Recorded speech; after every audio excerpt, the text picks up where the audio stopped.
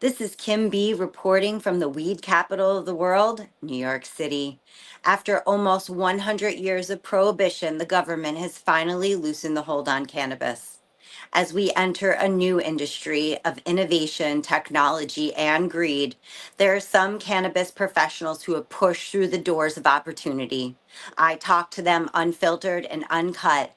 We get the real story from the highest in the room. Welcome back to the next episode of Highest in the Room with yours truly, Kim B.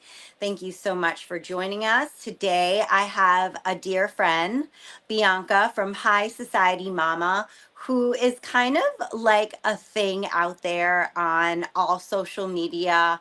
She is super active and really open about talking about her journey in cannabis as a mom. And as we know, Canna moms are some of the biggest purchasers out there. They're the ones spending the money inside of the dispensary and out. So we're going to get down to the good details with my friend Bianca. Sis, thank you so much for taking the time to be my esteemed guest. Can you tell us where you are from originally and where you're at right now? I'm from Memphis, Tennessee. I grew up in Park City, Utah. I went to college in Boulder, Colorado, and then I moved to New York and met my husband in Vegas 20 years ago. And we've been in Chicago ever since. And currently, I'm at our farm in Michigan. Oh my gosh, you are a worldly one. And I had no idea you were from Memphis. That's like, so my dad's favorite city was, he loved Memphis. It can be a little dangerous. It's a little crazy. It's a little bit of a crazy city if you know, you know, but that's so interesting. I want to like crack it open and get a little bit of more about you. Can you share with us three things about you that we would not know unless we asked? Okay, things you wouldn't know about me unless you asked. Number one, I was a professional snowboarder. I was on the US junior team all of like high school, and then into college. I was I was at the Olympic trials for the 2002 Olympics. I was like ninth, but I rode half pipes. So that's one thing. I was paid to be a snowboarder. I have been to Burning Man 11 times. And so that's a big part of my identity. I guess if you looked at my personal social media, you would know that, but the stranger walking up to me would not. And I would say the third thing that people do not know about me unless they ask is that I'm a lot more than a mom influencer on that talks about cannabis. I have 4 different businesses. I have 5 pieces of real estate. I have multiple cannabis-friendly Airbnbs. I have a non-alcohol event space called The Node in Chicago. And of course, I have Society's Plant, which is my e-com direct-to-consumer brand. And right now you're at your hemp, you have a hemp farm, right? We do. And so we have a farm where we grow some of the products that go into Society's Plant. And so one of the few vertically integrated, small batch CBD brands.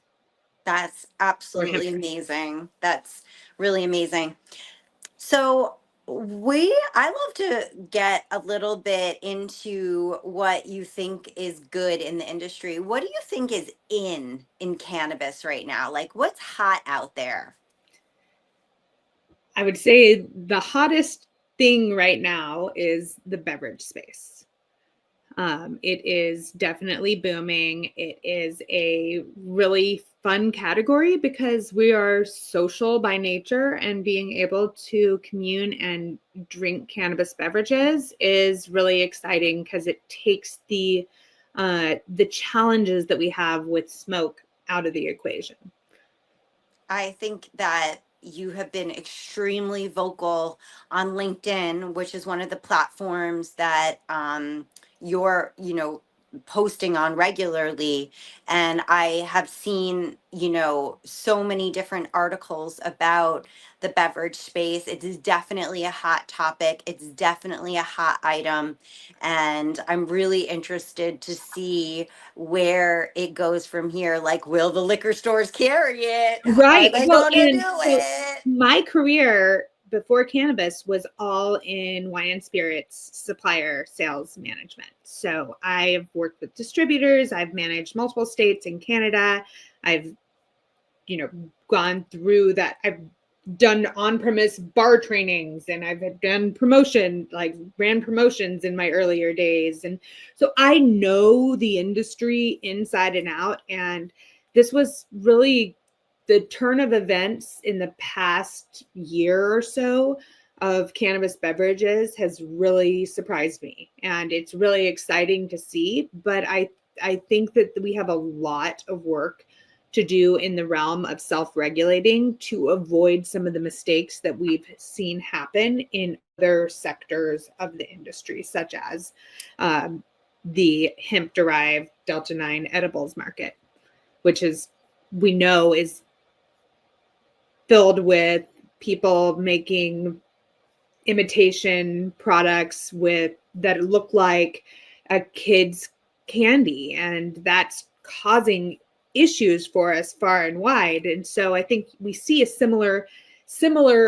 issue arising in the beverage space. And if we don't get ahead of it, if we are not talking about it, if we're not sounding the alarms about it, then it just goes unchecked. And that's what I would like to see avoided, because I think that is the biggest area of growth for new consumers. And I think that what we need in the cannabis industry is massive growth of new consumers. We need more people to be adopting, utilizing it, not just accepting it.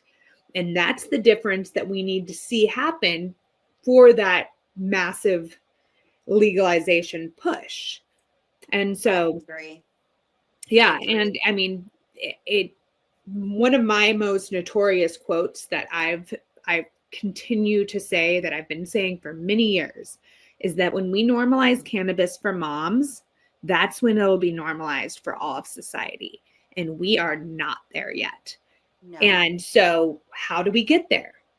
We start consuming cannabis, THC, in spaces that we would normally be accepting of consuming alcohol. So I'm talking about baby showers, pool parties with your kids. And I said that to someone, and they're like, "Oh, pool parties." I'm like, we literally put out a table of a full bar. We don't lock it up. We don't do anything to keep our kids safe from it, because our kids know they can't drink it. It's an adult beverage. It's an adult beverage, yeah. And so we're protecting our kids so much that they think it's something dirty and bad. They think it's something that needs to be hidden. And as long as we're proliferating that narrative, it will continue to be stigmatized. Totally.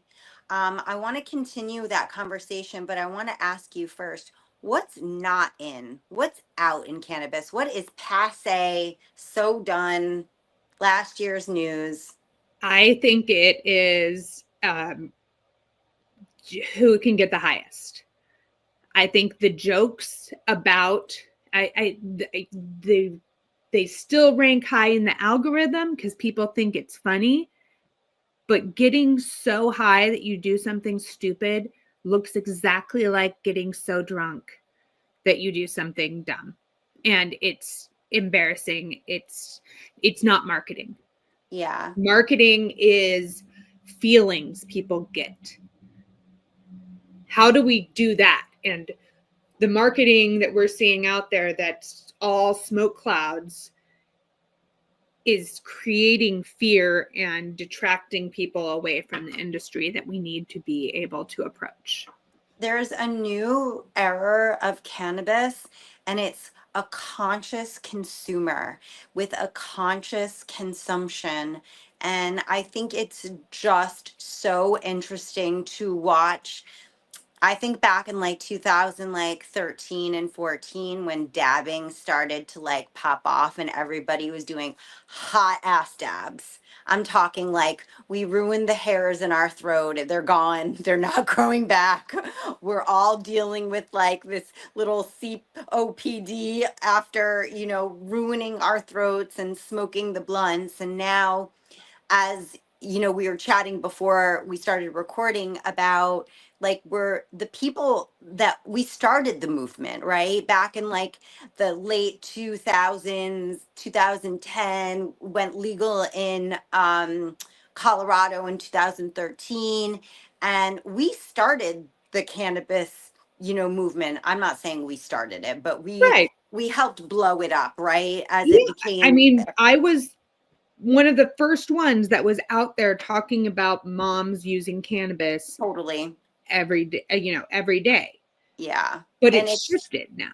yeah. And so now we're all like, we've been doing this for 10, 15, 20 years. We're all a little older and we're like, okay, now it's about health. Now it's about conscious consumption. Now it's how do we use the plant to perform better in life, just like as a parent, as a leader in our industry, as a community member. So it's really wild to watch like the shift in the paradigm to just be this new revolution of a more conscious way of using the plant. Now, you and your husband have a line, Mhm. society, what is, I'm sorry, Society's plant. society's plant. Tell us quickly like a little bit about your product line and what that looks like. Yeah. So we have everything from flower, vapes, tinctures, gummies, uh, and pre-rolls. But I say that my personal favorite product that we offer is our CBDA soft gels. And that is the raw plant in soft gels. CBDA is 10 times more bioavailable than CBD. So it's processed in your body more efficiently. You can use significantly less, and it's far more effective. And what has really surprised me about this is CBDA is the only cannabinoid that covers your COX-2 pain receptor. So you can take it in place of any of the painkillers. So I see it as like nature's Tylenol or Advil. It reduces inflammation, reduces pain, and it works wonders for my anxiety. I have so much anxiety as a business owner, as a mom, trying to juggle it all. And this makes the world of difference. And that's what I want. That's why I believe this product needs to get out to the masses, not more to the people who are trying to be as high as they can possibly get. Yeah, I'm gonna cop some after this because I'm really interested in trying it, and I'm in my capsule era because my poor little throat can't always handle all the smoking and vaping. So I've switched up my game a little. Don't get me wrong, I still had the bong here and there, but like as far as like looking for consumption methods, I'm not always just like running to the vape, although not gonna lie, I love my vape. I definitely had to like wean my way off of it a little bit and use some of the other products that are out there. So I'm gonna definitely check that out. Now, you are, I some days, Deja, my business partner at Tribe Tokes, and I are like, how does she do it? Because you create so much content and you're on all the platforms. I recently really moved my game over to LinkedIn because I've been put out in timeout and Instagram just like one too many times, and I'm tired of the censorship. So you're doing B2B on LinkedIn. You're on Instagram and Facebook doing High Society Mama. I know you're on TikTok. I'm assuming that you're probably on YouTube as well. Tell us a little bit about the different platforms and where you prefer to be and what you're kind of like, what do you see the future of cannabis? Where do you think that's going to live? Well, I think we we know that LinkedIn is a little bit more cannabis friendly. And I've been trying a mix of content on LinkedIn. I speak a lot B2B about how we're marketing cannabis to moms and the ways that the industry is missing the mark, and just trying to spread knowledge about how we expand the industry. So it's really not at my personal gain, because I don't think moms are following influencers. And I mean, I'm a lot more than just an influencer, but when people are coming to me wanting me to promote their product, I am not your sole solution. It's much bigger than that. And that's the conversation that I'm really pushing on LinkedIn. But I also take the approach of, there's working moms on LinkedIn. They're seeing my content. I'm still doing my exact same thing of normalizing the plant, but I'm speaking to a professional audience that also needs it. They're stressed, they have anxiety, they're juggling motherhood and business. And that's been a really fun platform to play with different topics. I've been crushing threads recently. And I love that platform because of the growth opportunities. Even though it's owned by Meta, it seems to be a fresh start in terms of the algorithm. Like, you don't have the penalties of one haven't carried over to the other. So I still don't use the word cannabis. I still don't use the word weed, but I have not gotten any violations for talking about plant medicine or gummies. So, Amazing. yeah. Amazing. That's a great tip. Thank you so much for sharing that. How Yeah. is it And over what I've in been TikTok land? TikTok land's really slowed down a lot. And I think that's applied for, I'm seeing that on all the like mom influencers that I follow that create content have said that their numbers are way down. So I think it's a prioritization of TikTok sales, trying to boost it up before all of the incidents with the regulations or the ban in the US, Right. just trying to build up their bottom line. I got a violation at Christmas time. It's a photo I've shared on all the platforms before of kids dressed up as the three wise men. They're carrying some kind of vase. One of them's carrying a bong. It's a photo from like the 80s, and TikTok picked up on it super fast, and I got a violation for that one. And you just don't know how long you're going to be in jail for. So Instagram, I what I've learned about Instagram is everyone has a Instagram history. And for the accounts that were started from 2018, 2017, we had many years that we just blatantly talked about weed, hashtag Weedstagram, hashtag Canamom, cannabis, hashtag bongs, like blatantly weed focused hashtags and whatnot. And I think that, and people are like, well, I've grown a following. I started an account in 2020. I've grown my following. I'm like, we were getting banned before you could know that you were getting banned. So we don't even know how many bans, how many red flags, how many violations that history contains. Yeah. And so I can't use the leaf emoji. I can't say goods. Goods? Like, and then my most recent violation was for Xanax. Yeah.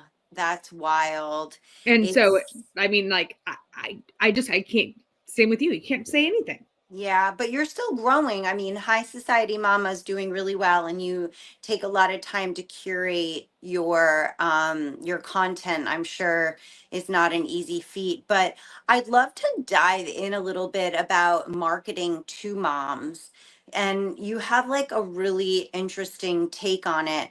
What do you think moms are looking for when it comes to cannabis? Where are they purchasing from? And what do you think that the future holds for marketing to women who are the biggest purchasers of households? Women 35 and older are the biggest purchasers of household and make more financial decisions than anyone else. So first of all, I would like to make a distinction, and that is there are what we call canna moms. These are moms that identify with using cannabis. They're like, I am a self-proclaimed canna mom. I use cannabis. Whether they say that just to their friends, whether they say it on social media, whether they feel it, but they just don't say it. There's that demographic. And then there's all the rest of the moms. And the buying power is all the rest of the moms. Volume currently is the canna moms. So how do we get more of these moms, which is the huge piece of the pie, to feel comfortable being this? And being this, when this over here, that is the canna moms, includes smoke clouds and bong rips, it is scaring these moms away.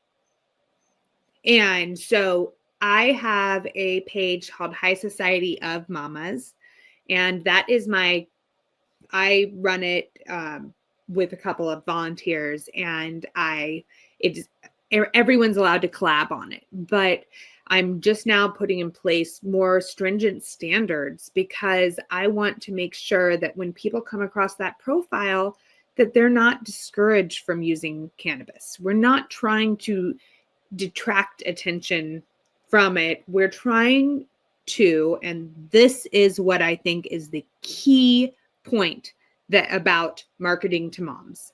We're not trying to teach moms to use cannabis. We're trying to teach them how to feel safe with it.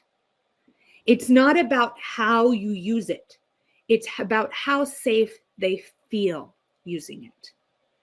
So how do we baby step them using products like Tribe Tokes or Society's Plant that have low dose options, that have a mix of cannabinoids? How do we get that into their hands so that they feel safe, that they're not going to overdo it, that they're not going to get so high that they can't pay attention to their kids, that they're not? And so many moms, I'll give them a sample and they won't, even when I'm like, this has 1.5 milligrams of THC, I promise you it's going to give you a light smile. Like, this is just my full spectrum 50 milligram CBD. It has naturally full spectrum 1.5 milligrams of THC. It's very, very mild. And they say, I'm going to try this when I get home. 9 times out of 10, they need to feel safe. Yeah. And also there's the whole, it's still illegal in so many states, and there's still a lot of stigma. And there's several women out there in the cannabis industry that have a story about Child Protective Services coming and knocking on their door, either taking their children away or threatening. Kimber Arezi here in New York, who was a medical patient, had CPS called on her and had to go through a whole deal. And you've also had to deal with that.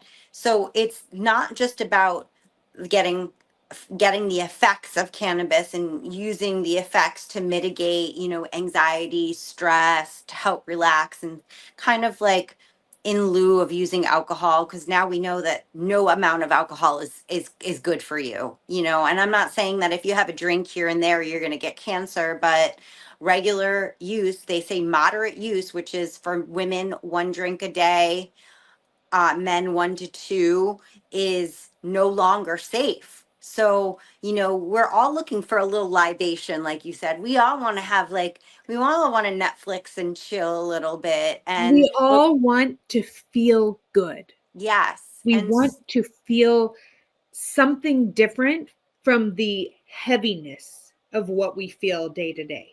How are you marketing towards these women that are potentially going to be amazing cannabis customers, but are still erring on the safe side? How are you marketing to them? So that's an area that I would say Threads has been really fun.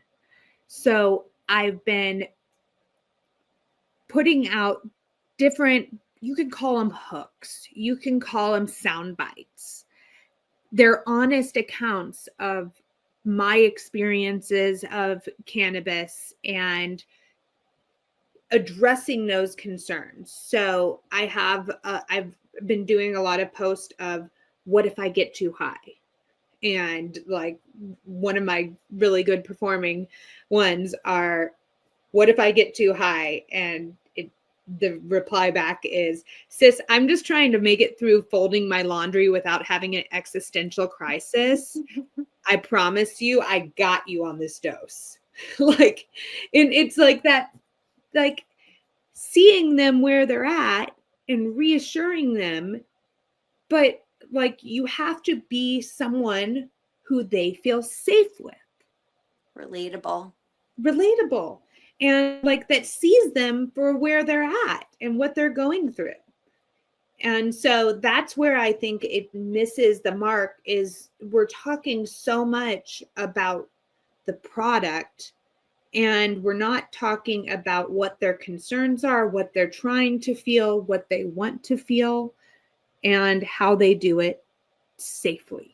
And I think it really comes down to reiterating the dosage, the like what's the a recent word I've heard is feelability.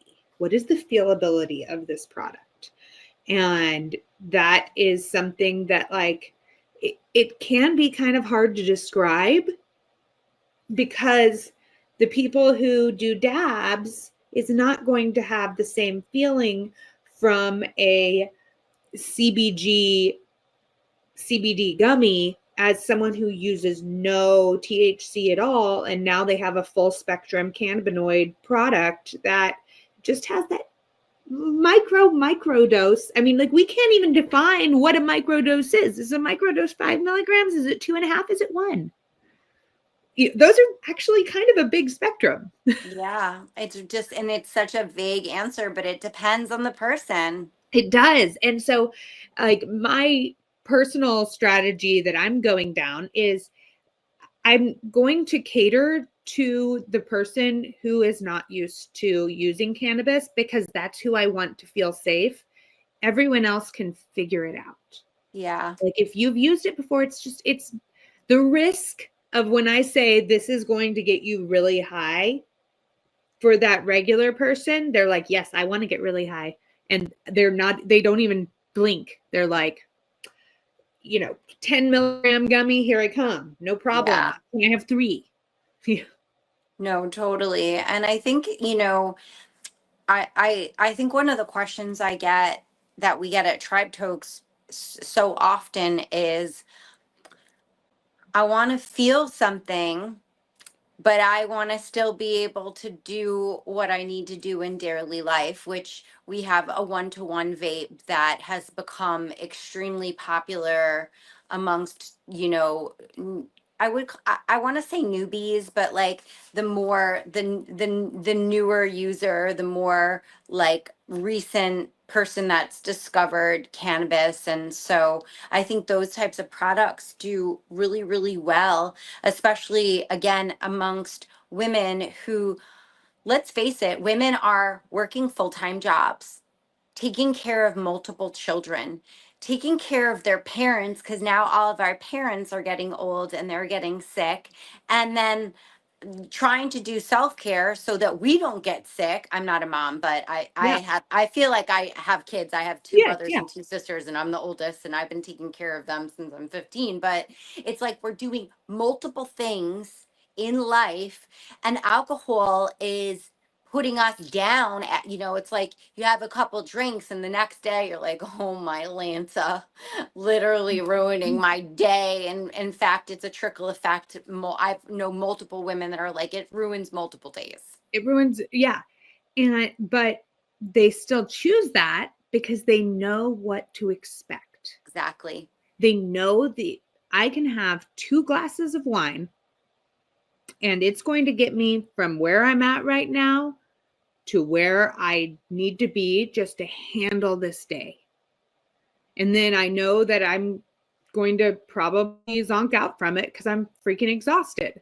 But, the shift is, and the other day I was like searching for, I was like, what do I want? What kind of gummy do I want? I'm really wanting to just like unwind and I want to pass out, but I don't want like a light CBN pass out. I want to just get high, watch a show, and zonk out. And so I was like, you know what? I haven't had any Delta 8 in a while.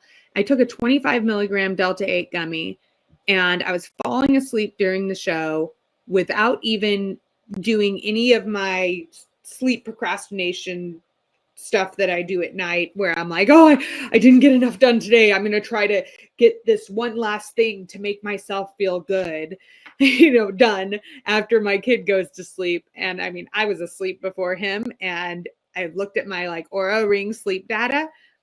I didn't budge for 9 hours. Oh my God. And I'm like, gonna take did not D8. move. I'm taking D8 tonight. I That's actually was because like, I'm an Aura Ring girl. Like I live by my sleep ritual, but and so it's really interesting, even as someone who's advanced, to be like, wait a second, why don't I try something different? I Why love don't that. I see how this works? And I mean, my sleep remedy is CBDA soft gels with magnesium glycinate. It is the best for anti-anxiety and general mood, supplementing the magnesium we need. And so Yes. I think that I absolutely agree that the future of cannabis is how can we work this in with our supplement regimen, with our wellness practices, whether we're on trying to meditate for 100 days straight and you hit your vape pen because it's going to be short-lived high but it just is enough to like, Yes. and take that approach. There's like, the gummies that are not just to get you completely out there. Yeah. Some of them are good for focus, I good, love it. and so I'm excited about what's to come. I'm excited that there are people who are innovating the consumption methods and the combinations of cannabinoids with nutraceuticals.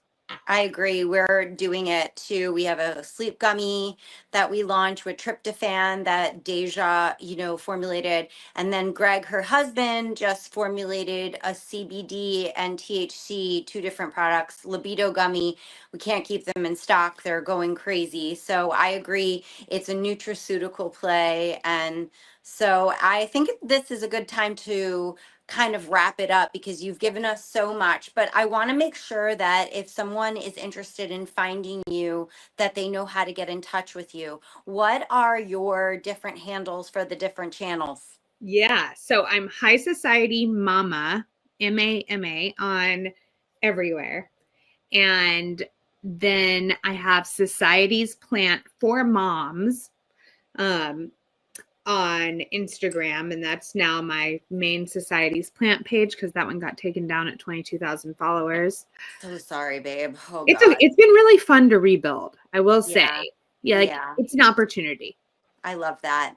And then I have High Society of Mamas, and that is this sort of community page. And one thing we didn't really touch on, but I have the Node Chicago, and that is our different kind of venue. And what makes it different is we're really focused on community, non-alcohol, and gathering, being together, doing different things. It's not a smoking lounge. It is just a place to be together and build community and feel like you belong.